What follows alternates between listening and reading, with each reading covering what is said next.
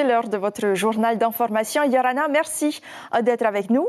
Voici les titres de ce journal. Elle régnait sur le royaume britannique depuis 1952. La reine d'Angleterre a tiré sa révérence ce jeudi à 96 ans. Icône universelle, elle a traversé un siècle d'histoire sans jamais faiblir, sans jamais se livrer. Les fans royaux regrettent le départ de la monarque la plus célèbre du monde. Énième opération de lutte contre les stupéfiants par les forces de l'ordre. Dans le viseur, les dealers de drogue aux abords des établissements scolaires. Une vingtaine de policiers a envahi les trottoirs du collège de Tipperary, presque aux aurores. Les appels lancés par les dermatologues ont été entendus. La population de Taravos s'est déplacée en masse pour s'informer sur le cancer de la peau. Se faire dépister reste le maître mot. Nous reviendrons plus en détail sur cette maladie avec Lucille Guichet-Tirao. Et enfin, ils sont les espoirs de leur discipline. Ces jeunes nageurs ont fait sensation au championnat de France junior et jeunes. Avec 11 médailles et 2 records de Polynésie, ils pourraient porter très haut les couleurs du pays. Elle a dédié sa vie entière à son pays et son règne, long de 70 ans, aura marqué l'histoire. Élisabeth II s'est éteinte au milieu des siens dans sa résidence d'été à Balmoral en Écosse à l'âge de 96 ans. Au Royaume-Uni, aucun monarque n'a jamais régné aussi longtemps. D'une grâce indéfectible, elle a séduit le monde entier et même les Polynésiens. Mérénie Gamblin, Patita Savea. Aujourd'hui, une page de l'histoire se tourne. La reine d'Angleterre n'est plus. Triste date pour son plus grand fan polynésien. Il a eu la chance de correspondre avec elle. C'est une grande dame, c'est une grande perte pour l'humanité, pour les Anglais en premier. Je ne suis pas un sujet de la reine, mais je le suis dans le cœur. Il y a une grande tristesse qui s'est créée autour du palais de Buckingham, où les sujets sont allés rendre un hommage, poser donc des fleurs également. Et puis moi, en tant que fan de la reine Elisabeth et puis de la monarchie anglaise, je me sens triste à l'intérieur. 70 ans de règne, le plus long de l'histoire contemporaine. Son nom n'a pas fini de résonner. Peu sont ceux qui ont connu le monde sans Élisabeth II. Mais je trouve qu'elle n'a pas changé, même en étant vieille, elle a toujours ces dernières images. Depuis qu'on est jeune ou même depuis qu'on est né, on a entendu parler de cette reine. Et qui, pour nous, elle était elle allait encore régner pendant plusieurs années, même si elle était déjà assez âgée. Du coup, on était quand même étonnés. J'étais choquée quand même. Dans ma tête, elle est un peu immortelle. Ça fait très longtemps qu'elle est sur le trône. Du coup, ça fait bizarre de savoir qu'elle est morte. Monarque, tantôt impassible, tantôt accessible, elle a vu passer des générations de chefs d'État. En 2002, elle fait une courte escale à Tahiti. À l'époque, Sa Majesté est accueillie par Édouard Fritsch. J'ai eu effectivement cette chance inouïe de rencontrer la reine.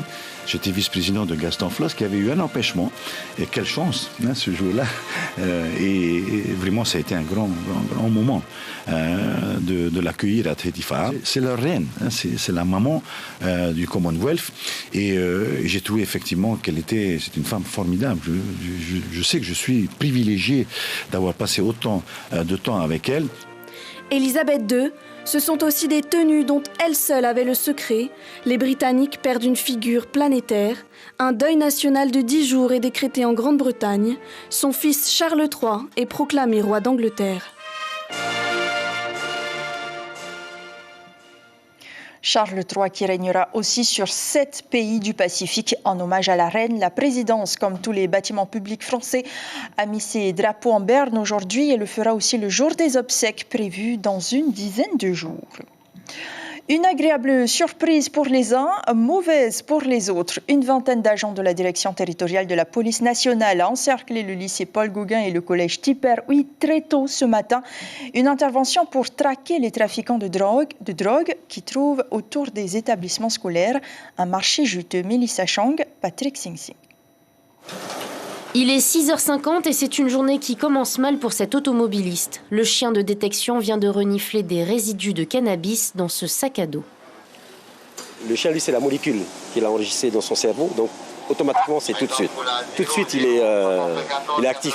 Donc là, c'est ce qui s'est passé. Tout de suite, il a vu, il a senti, Et tout de suite, il a réagi. Et bon, ben, voilà. Donc la personne va être prise en charge par notre service. Les dealers de drogue sont très matinaux et n'hésitent pas à se poster aux abords des lycées pour procéder à la vente de stupéfiants. Ces contrôles inopinés sont plutôt bien vus par les élèves. Des fois, ça fait un peu peur parce qu'on ne sait pas s'ils en ont vraiment, s'ils sont dangereux ou pas. Voilà. Donc là, ça te rassure? Oui, beaucoup. Bon, j'ai rien à me reprocher parce que j'en consomme pas. J'en suis fier et voilà. Toute la matinée, une vingtaine d'agents de police étaient mobilisés sur la zone Papeete-Pirhae. Ce type d'intervention n'est pas une nouveauté et s'organise 2 fois par mois, mais jamais au même endroit. Selon les agents, les revendeurs de drogue n'affichent pas de profil type. Cela peut être monsieur tout le monde, du jeune délinquant aux personnes âgées en quête d'argent facile. Alors, généralement, on est amené à découvrir surtout des détenteurs de Pacalolo. Mais il nous est arrivé effectivement de tomber, pas cette fois-ci, je ne peux pas vous dire encore, sur des possesseurs d'haïsme. Si la répression des drogues est la mission première des policiers, ils ont profité de l'occasion pour faire de la prévention sur la sécurité en 2 roues, notamment pour les plus jeunes. Et les syndicats de fonctionnaires veulent se faire entendre. Le retour des originaires sur des postes disponibles au Fénois est encore un sujet au centre de leurs préoccupations. Le syndicat Force ouvrière Polynésie pointe du doigt la loi EROM qui, selon lui, n'est pas respectée alors qu'elle existe depuis 20 ans. Et concernant la proposition de Lana Tetuanui sur la suppression de l'indemnité d'éloignement, il propose plusieurs amendements à des revendications portées aussi devant le président du pays cet après-midi et devant la sénatrice Alain Sanker. Le secrétaire général du syndicat répond à Leina Tetuanui. La plupart des mutations, je dirais, des métropolitains qui sont affectés en Polynésie, ce sont la plupart de fin de carrière, des personnes qui ont plus de 20 ans de service, 20 ans de carrière. Donc sur le critère évidemment qui est justifié, qui est utilisé maintenant, c'est effectivement sur l'ancienneté par exemple, sur la carrière. Donc on a beaucoup de jeunes qui sont bien au-deçà de cette tranche d'âge de 20 ans d'ancienneté. Donc c'est effectivement un problème pour nous de justifier pourquoi une telle personne beaucoup plus jeune ne puisse pas effectivement faire un retour sur les postes en Polynésie. Et si pour les syndicalistes, la priorité n'est pas toujours donnée aux Polynésiens, pour Edouard Fritsch, la situation s'est beaucoup améliorée, notamment dans l'administration territoriale, dans laquelle les métropolitains sont très minoritaires. Écoutez. On parle beaucoup de fonctionnaires d'État détachés ici en Polynésie française, dans notre administration territoriale. Mais je veux préciser ici qu'ils sont de moins en moins nombreux. Il y a des FEDA, ces fonctionnaires détachés ici, sont de l'ordre de 0,05% de nombre de fonctionnaires actifs au niveau du pays. Ce sont des fonctionnaires qui ont complètement disparu. Lorsqu'on regarde l'enseignement primaire, ce sont des fonctionnaires d'État, puisqu'ils sont payés par l'État. Je crois que nous avons plus de 99% des enseignants dans le privé qui sont des enseignants polynésiens. Nous occupons la place parce qu'aujourd'hui, nous sommes des gens capables et compétents pour l'exercer. Ils veulent encourager les personnes à se faire dépister, mais surtout les informer sur les risques qu'ils encourent si elles ne se protègent pas. Ce sont les personnels de santé qui ont accueilli les volontaires qui voulaient être sensibilisés sur le cancer de la peau. Et ils étaient nombreux. En Polynésie, où l'exposition au soleil est régulière, les Polynésiens sont une population très à risque. Nicolas Suire, Mirko Vanfou. On va arrêter à 150, d'accord, parce que là, après, on ne pourra plus. Ok, on est vraiment full. Et 150, ça veut dire que vous ne passerez pas avant la fin d'après-midi. 150 inscrits dans la file d'attente pour se faire dépister du cancer de la peau à l'hôpital de Taravao. La population a bien compris que le mélanome est dangereux. Les volontaires du dépistage viennent de la presqu'île, mais aussi de la zone urbaine et sont parmi les plus modestes. Si je passe avec mon médecin traitant, je dois payer le médecin traitant. Il va mourir chez le dermatologue, je dois payer encore. Et plus, peut-être il y a des médicaments à prendre ou quoi. Voilà, c'est vraiment... Voilà. Je profite un petit peu aujourd'hui. Mais comme avant, j'étais tout le temps à la mer, au surf, là. Des années, et puis j'ai travaillé au soleil aussi après, en faisant des maisons. Alors, j'ai eu la peau, là, t'as eu la peau. Alors je voudrais venir voir là, ce que c'est. Avant d'entrer en consultation, l'attente peut être longue. La Ligue contre le cancer en profite pour poser quelques questions, histoire de s'assurer des connaissances de chacun et parfois tordre le cou aux idées reçues. Ah oui, à 80%, ils nous répondent tous, oui, le Mon-Œil protège contre le soleil. Le Mon-Œil est une huile, donc le Mon-Œil va venir, au contraire, permettre au soleil de mieux brûler notre peau. Le cancer de la peau n'est pas très répandu en Polynésie française, seulement 15 à 30 nouveaux cas par an. Mais cela tient au fait que la population se demande rarement si elle est porteuse d'un mélanome. Quand il est dépisté très tôt, on a un très très bon pronostic qui est autour de 88-98% de chances de guérison. Par contre, si on le dépiste beaucoup plus tard, enfin en tout cas au stade des métastases, ce taux-là diminue énormément et tourne autour d'un pourcentage qui est bien plus faible, hein, donc avec des conséquences aussi thérapeutiques beaucoup plus lourdes pour les patients. L'opération a été un tel succès à la presqu'île que les organisateurs assurent qu'ils répéteront l'événement à Taravao. Et ils rappellent que la même journée aura lieu le 23 septembre à Moorea. Mais le mélanome et le cancer de la peau, ce n'est pas le cancer le plus répandu, Lucille. Pourtant, les Polynésiens restent touchés par la maladie. Oui, bien sûr, le cancer touche surtout les pays développés et n'épargne pas la Polynésie. Les causes sont multifactorielles et encore mal connues. Il y a à la fois un terrain génétique et un terrain environnemental, avec par exemple le tabac, une mauvaise hygiène de vie, le stress ou encore la radioactivité dans certains cas. En Polynésie, en tout cas, 800 nouveaux cas sont dépistés chaque année. En moyenne, entre 6 000 et 6 500 patients sont sous traitement chaque année. Rapporté au nombre d'habitants, c'est un petit peu moins que dans l'Hexagone et un petit peu plus qu'en Nouvelle-Calédonie. Quoi qu'il en soit, le cancer reste le premier motif d'Evassan avec 39% des départs. L'Evassan, elle sera systématique pour tous les cancers pédiatriques puisque les enfants ne peuvent pas soigner leur cancer en Polynésie. Et est-ce qu'il y a un profil type de malade ? Alors, en Polynésie, le cancer touche de façon presque égalitaire les hommes et les femmes, alors qu'ailleurs dans le monde, les hommes sont largement plus touchés. 65 ans en moyenne pour les Polynésiens et 56 ans en moyenne pour les Polynésiennes, avec toutefois un petit pic en dessous de 14 ans, même si le cancer, évidemment, le risque augmente avec l'âge, mais en dessous de 14 ans, il y a un petit pic avec une dizaine de nouveaux cancers pédiatriques qui sont dépistés chaque année, des cancers du sang pour la plupart. Et quels sont les cancers les plus répandus ? Alors les 3 cancers les plus répandus, c'est le cancer du sein chez les femmes, le cancer du poumon chez les hommes et chez les femmes, et le cancer de la prostate chez les hommes. Un quart des décès sont liés au cancer. Il est toutefois possible d'en guérir dans la plupart des cas, mais pour cela, il faut un dépistage précoce pour augmenter les chances de guérison. Merci Lucille pour toutes ces informations. Et pour égayer un peu les cœurs des malades ultramarins, l'artiste-compositeur Flaming a organisé un mini-concert en région parisienne. On voit cela avec nos confrères d'Outre-mer La Première.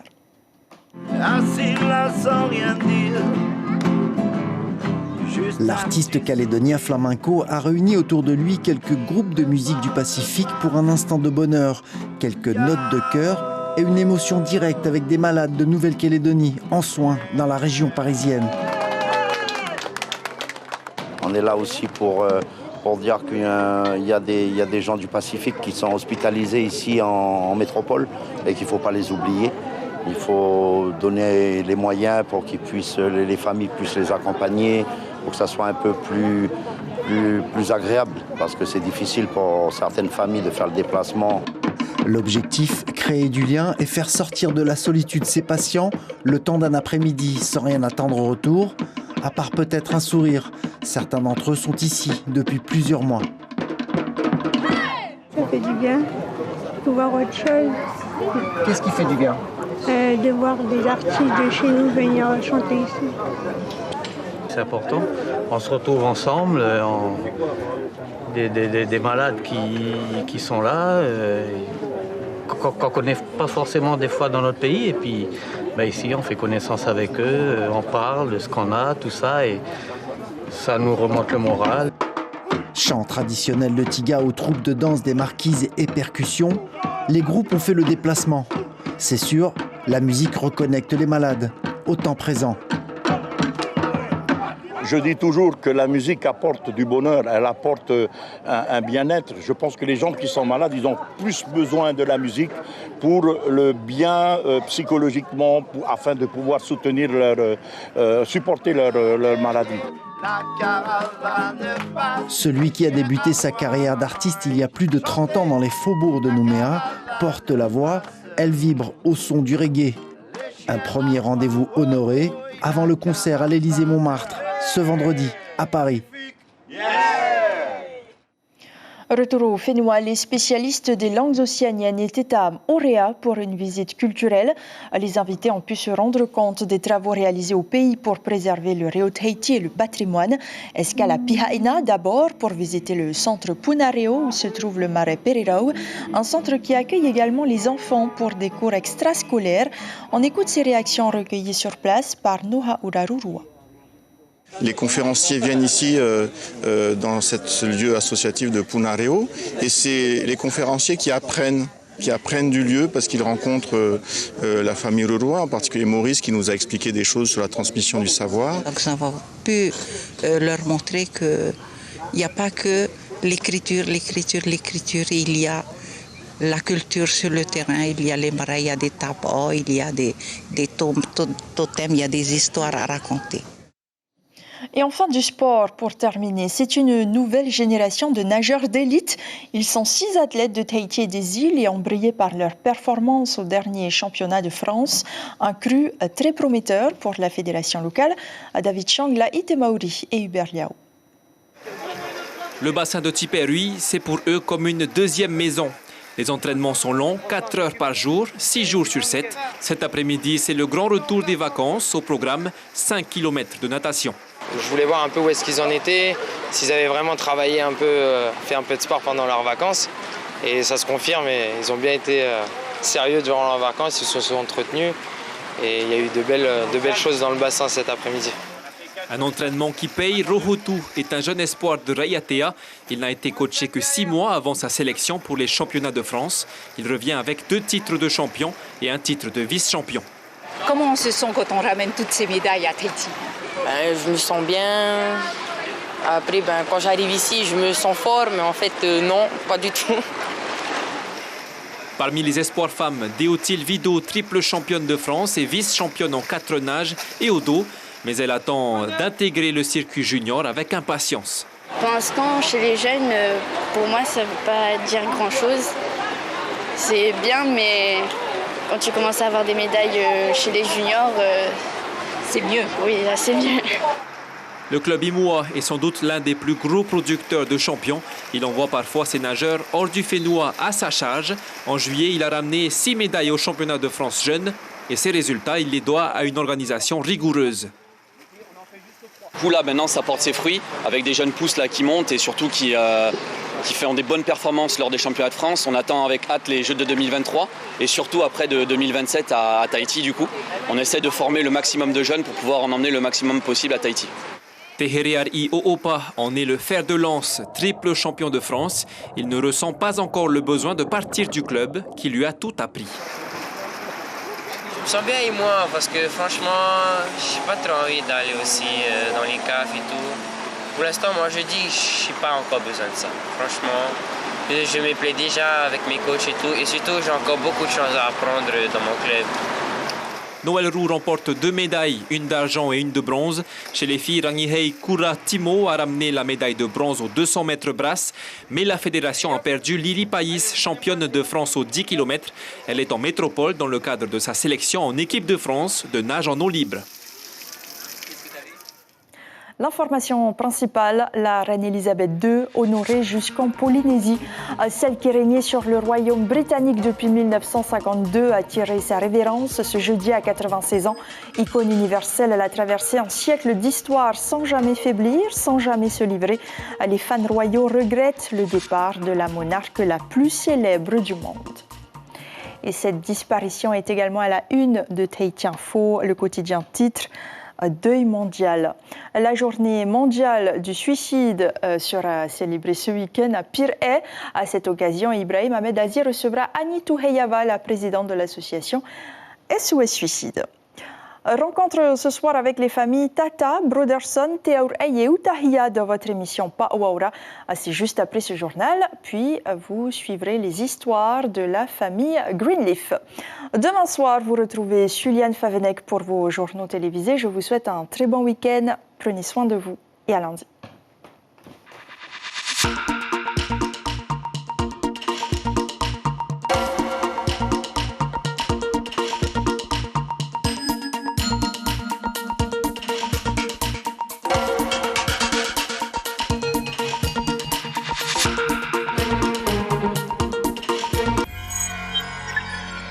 Retrouvez ce programme en replay sur notre site internet.